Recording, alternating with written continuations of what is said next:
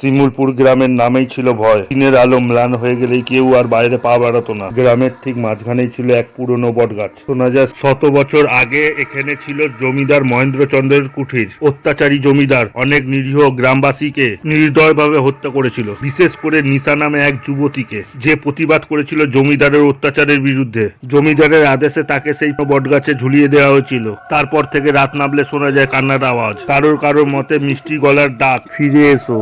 সেদিন ছিল পূর্ণিমার রাত। গ্রামের এক যুবক অরূপ বন্ধুদের চ্যালেঞ্জে বটগাছের সামনে যাওয়ার সিদ্ধান্ত নিল। রাত তখন প্রায় 12টা। গাছের নিচে দাঁড়াতেই হঠাৎ কানের কাছে কেউ ধীর স্বরে বলল, অরূপ, তুমি এলে এতদিন পর। অরূপের শরীর রক্তহীন হয়ে গেল। সে স্পষ্ট দেখতে পেল একটা সাদা শাড়ি পরে মেয়ের অবয়ব ধীরে ধীরে এগিয়ে আসছে। মুখ ঢাকা ছিল অন্যায়, কিন্তু পা দুটো মাটি ছোঁয় না। ভয়ে পাথর হয়ে গেল সে। কাঁপা গলায় বলল, কে তুমি? মেয়েটি ধীরে ধীরে বলল, আমি নিশা। জমিদার আমাকে মেরেছে, কিন্তু আমি মরিনি। আমি অপেক্ষা করছি তোমার জন্য।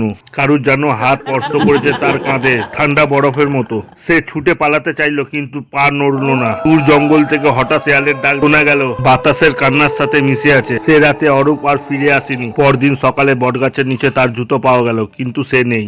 লোকের মুখে শোনা যায়, যারা নিশির ডাকে সাড়া দেয় তারা আর কোনোদিন ফিরে আসে না। তবুও সেই পথে আজও রাতের দিকে কেউ পা বাড়ায় না। পূর্ণিমার রাতে সেই বটগাছের নিচে দাঁড়ালেই নাকি ভেসে আসে সেই ডাক, এসো, ফিরে এসো।